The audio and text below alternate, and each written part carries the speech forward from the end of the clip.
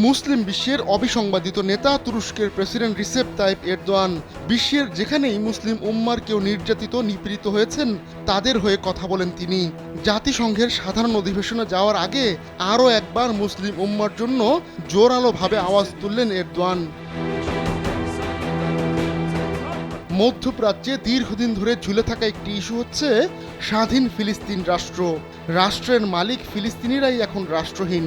New ইয়র্কে জাতিসংঘের ৭৮তম সাধারণ অধিবেশনে যাওয়ার আগে ফিলিস্তিনিদের জন্য ন্যায় বিচারের ব্যাপারে নিজের প্রতিশ্রুতি পুনর্ব্যক্ত করেছেন এরদোয়ান।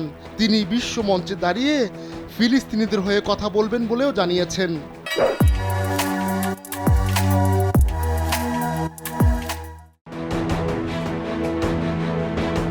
এরদোয়ানের ভাষায় ফিলিস্তিনি জনগণের স্বাধীনতা, মর্যাদা ও ন্যায় বিচারের এই লড়াইয়ে তুরস্ক তাদের সঙ্গে দৃঢ়ভাবে রয়েছে।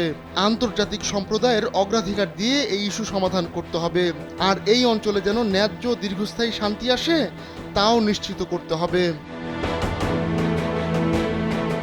প্রায় ১ বছর ধরে চলা গাজা যুদ্ধ এখনও থামবার কোনো নামগন্ধ নেই। এমন প্রেক্ষাপটে পর্যবেক্ষকরা বলছেন জাতিসংঘের মঞ্চে দাঁড়িয়ে ফিলিস্তিনের জন্য আন্তর্জাতিক সম্প্রদায়ের আরও সমর্থন আদায়ের চেষ্টা করবেন এরদোয়ান। পাশাপাশি গাজা ও পশ্চিম তীরে মানবিক সংকট নিরসনেও চাপ প্রয়োগ করবেন তিনি।